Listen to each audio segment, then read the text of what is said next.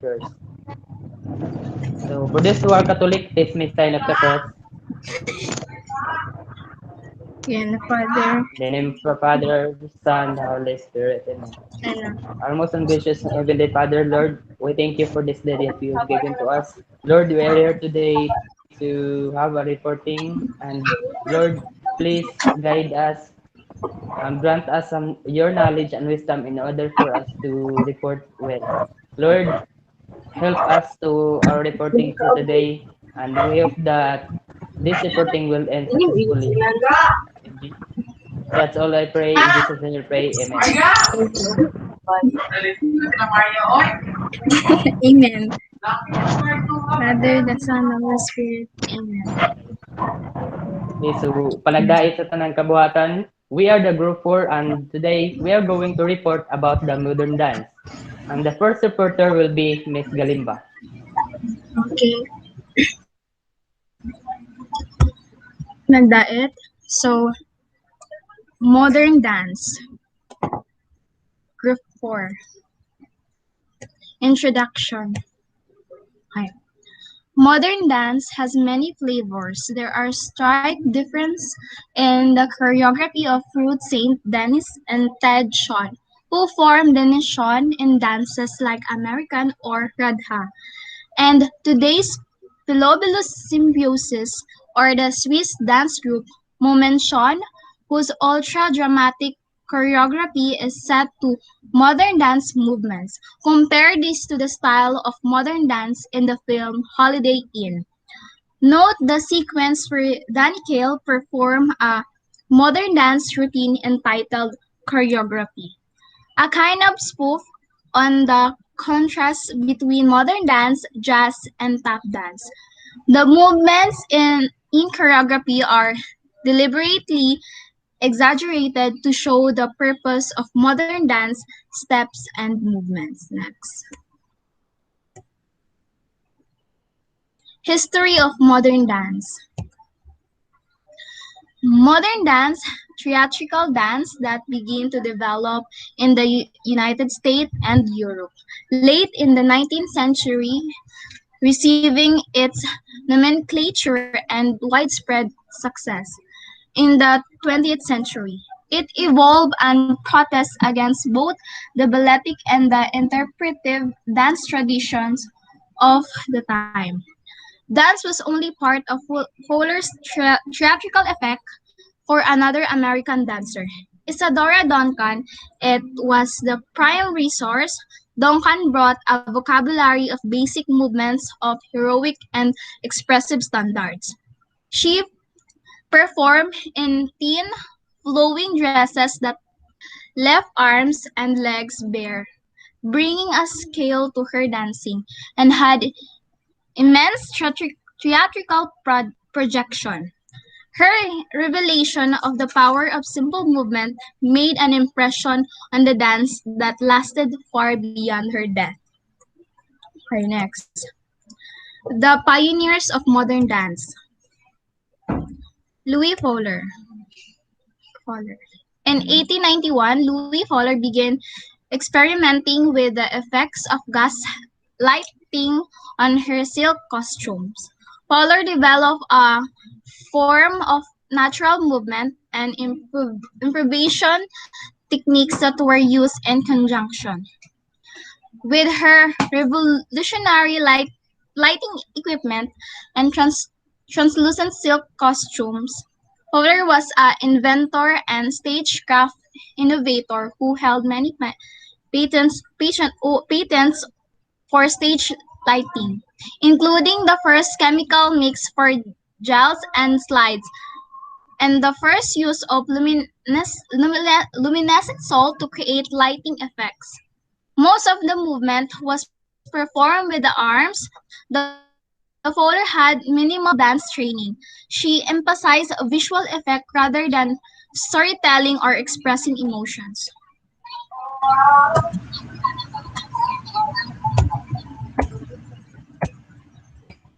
Ruth St. Denis was raised in bohemian environment and was encouraged to perform from a young age. She studied ballroom and skirt dancing and was drilled in the Lasarte poses by her mother. Her first professional job was as a variety act in 1894 at the Family Theater and Museum in New York. Important early influence were her work with the eminent director David Velasco, Eastern spiritualism and imagery along with European travel. She called her dances translations. Ethically inspired movement that include contemporary dance steps and became famous for their theatricality, which were inspired by Eastern culture and methodologies including those from India and Egypt.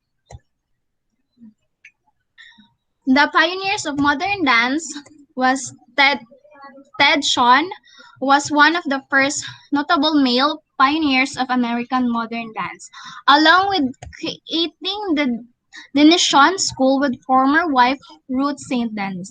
He was also responsible for the creation of the well-known all-male company Ted Shawn and his men dancers. So, pioneer, somebody who's willing to stake everything on idea, on a concept, on a change like Isadora Duncan. She was willing to create something new and to the new generation will come up in that steps. So next. Next reporter will be Roland Jason.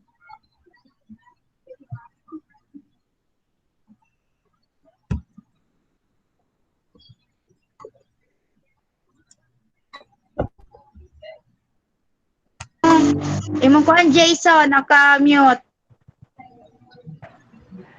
Okay, thank you once again, Ms. Galimba, for the report. So let's move on to the basic movements and choreographies of modern dance. So as you look at the picture in the slides, no, ano siya ang movements, ang positions of the modern dance. So basic movements in modern dance are fluidly freestyle. So compared to the other kinds of dances, other kinds of genres, no, sa mga contemporary, sa mga hip hop, no, ang ilahang mga dance movements is kanang dili siya ingon nga kanang fluently, but kanang ang uban kay mga astig bitaw, no. So unlike there is a modern dance which are executed and doing this kind of dances in a fluent action, no, graceful kay ang iyang action. So good example for this is the ballet dance. No. So the ballet step or the arabesque in modern dance is often performed with oblique angles of the body and in turn. So when we say about oblique angles, no, the dancer's body of this kind of dances, this kind of modern dance, no, will do the kanang mura siya kanang triangle angles kanang inana bitaw. Ang ilahang body is ilahang ipa-form into obtuse angle baka sa triangle or kanang mga inana nga mga angles bitaw, no. So lahi gid ning kaning modern dance steps and movements labi na gyud sa ballet, no. So there are many types and kinds, there are different kinds of ballet, no. So other ballet steps like chassé, pas de bourrée, and porte de bras of the arms are similar ballet movement used in modern dance choreography. So ang choreography nila is kanang pare-pareho ra, no, sa even if there are many kinds of kanang ballet movements, no. Ang ballet is one example of man siya kanang modern dance, no. But still ang ilahang choreography is pareho ra, wherein they are using often kinds of kanang mga oblique angles, no, sa mga or mga triangular angles. So this next, inserting modern dance steps are performed on half pointer in barefoot or in modern dance sandals for stage performances, no. As you look at the slide, no, tanawa ang ilang no. inana ang pag-execute ug inana ang porma sa tiil kung buhat mo og kanang kwan or mo perform mo og kanang modern dance, especially in ballet, no? Try to look at the picture. The toes or the knee point kanang kwan bitaw kanang ang tumoy sa tiil is ilahang ipatindog inana bitaw. So that's how the ballet are executed, no? So in groups, modern dance choreography often includes geometric shapes. So no, so when we say geometric shapes, what are those kanang mga inana? So what are those movements nga nagpakita og geometric shapes? So mao na sila ang katong mga triangular shapes, katong mga rectangular shapes o katong mga circular shapes nga mao'y gibuhat sa mga dancers in performing this modern dance. So try to imagine with it, no? Kung ang ilahang movement is about or ang ilang position is triangular shape, no? So try to figure out the body of dancers, no? So inana ka graceful ang ilahang actions ug ang ilahang movements in doing this modern dance, no? Kanang triangle shape, kanang inana wherein ang imuhang your one arm will be raised upward and then your other arm will be raised and your other arm will be just like a parallel formation inana, no? So inana, that's how the modern dance are executed well, no? So what when we say geometric shapes, the dancer's body will do the triangular shapes as just like I said before, no? Triangular shape, rectangular shapes, and circular shapes, no? So the question is, what is the use of geometric shapes in modern dance? No, unsay gamit atong katong mga geometric shapes nga ang ilahang gipang perform, no, in performing this modern dance. So the answer is this, that the use of these geometric shapes is it will help the audience to see the theme and subject of the modern dance, no? So the use of using the geometric shapes is para sa mga audience na ma-interpret nila kung unsa ang tema nga gigamit sa katong mga dancers or unsa nga subject ang naa ato nga modern dance. So inana ang ang importansya sa paggamit og geometric shapes. So that's how those are the basic movements and choreographies in modern dance. So next, Mr. Porter.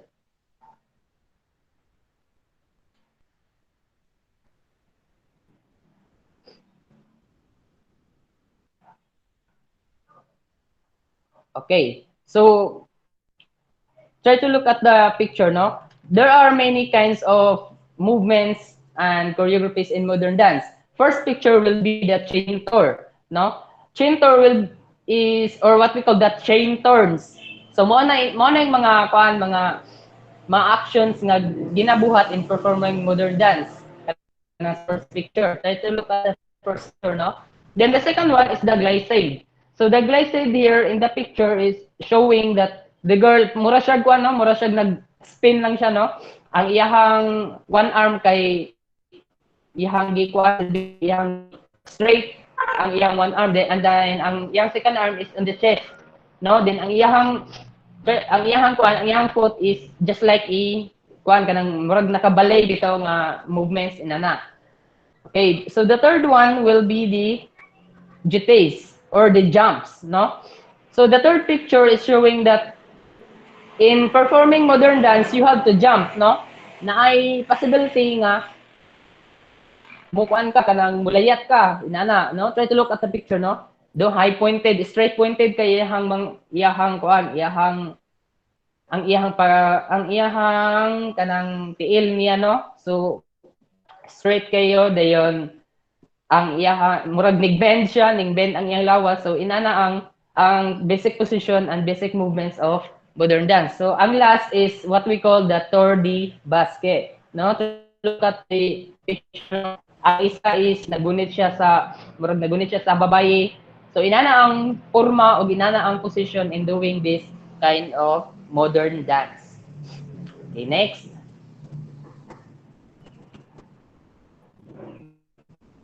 Okay, what is the main characteristic of modern dance? Okay, simple lang siya. The main characteristic of modern dance is that it will encourage the dancers to use their emotions and moods to design their steps, combinations, and dances instead of following a structured code of techniques. So, di ba, as we all see and witness the other types of dance, di ba, kay ang ilang pagbuhat sa action, ang ilang pagbuhat sa movements, ang ilang pagbuhat sa combination is kanang murarag wala nila kanang as long as makabuhat sila action inana mang ubang mga types of dance no, but ibahin niyo ang modern dance. In modern dance di ay kay na siya characteristic wherein kanang it will encourage the dancer to use their emotions and moods or feelings in creating such kinds of movements, no? So, ang kanidang modern dance is dili lang ka magpataka kayo og kanang himog mga actions, no? Kundi you will use your emotions, you will use your feelings kanang sa imuhang kwan emotional aspect no in creating movements. So dili lang kay siya nga ingon nga freestyle. As I've said before nga ang kani siya is ginahimo ni siya freestyle but in fluent action no, so in doing that kind of sequence kanang magbuhat magkuan gyud ka mag use gyud ka sa imong emotion o kanang sa imong feelings. So that's how the main characteristic of modern dance is, and I think that's all for my report.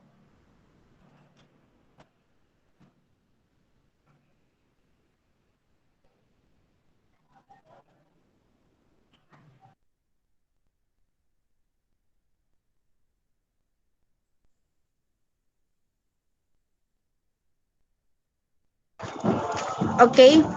Here are the examples of modern dance. Ballet. It is the aspect of modern dance. It is characterized by floor work, turn in of the legs, greater range of movements and body, and the point shoes, but also bare feet.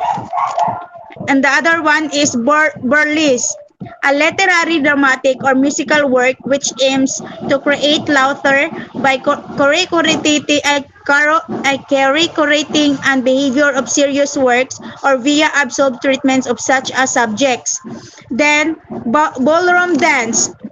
A duet dance, this refers to any type of partner dancing as creation. It is enjoyed both socially and competitively globally. Belly dancing, also known as Arabic dance or raqs chargi, it is a dance originating from Egypt and emphasizes on the complex movements on the torso. And the last is zaz, a performance dance style and technique which image along with jazz music. This is can be referred to as muscular jazz or to the Broadway in the theatrical jazz. And that are the example of modern dance. Time signature of modern dance. The overwhelming majority of dance music is written in 4/4 time. A very large proportion also sticks rigidly to a 4 to the floor kick drum pattern. The image above shows a 6/6/8 time signature. The top number tells us that there are 6 beats in the bar. The bottom number tell us that these beats are 8 notes for quavers. Since there are 6 quavers to a bar, the question that immediately arises when looking at this signature is how is that different from a 3/4 signature? Surely 6/8 notes is the same as 3/4 note. However, while it is true that a bar of of each the the two signatures at the same tempo will last the same length of time, the two time signatures are different. 6/8 differs 3/4 due to the asa ni ascent or emphasis of the beat. In a 6/8 signature, the natural ascent is on the first and fourth quavers, 1, 2, 3, 4, 5, 6. Whereas if we play quavers in 3/4 signature, the emphasizes would occur on the first, third, and fifth, 1, 2, 3, 4, 5. 6. Some people find it easier to count those 3 by 4 clovers in a slightly different way. 1 and 4, 1 and 3 and 1 and 2 and 3, and we can see and hear the difference in the example below. The first two bar are in a 3 by 4 time signature, while the second two are in 6 by 8. So the time signature of modern dance. So when we say time ay modern dance, so balik tanaw ta sa una na mga sayaw nila. So koan kanang sa una nilang sayaw past life, sa una nilang mga sayaw is nagid sila ginasunod na mga time signature para ilang sayaw is mo tugma jud kayo sa ilahang mga kuan ba sa ilahang ay para ilang beat sa steps nila motugma jud kayo sa ilang sayaw ana. And lahi ra jud kayo, so makita na to kar lahi ra jud kayo ang sayaw sa una past life o karon ma-compare ginato na siya sa una na sila ilahag yung i-sure nga ang beat sa music sa sayaw ma asa ba sakto jud kayo sa ilang mga steps ana dayon. So naa po diri o nga easier nila mag-count og 1, 2, 3, 4, 5, 6 kaysa atong 1 and 2 and 3 ana amara pod.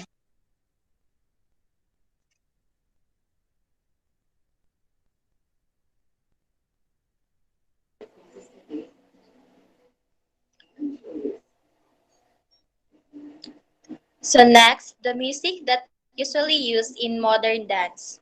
The common both contemporary ballet and modern dance is used a variety of musical forms such as modern dance may use early classical or non-Western music, while ballet may perform popular music.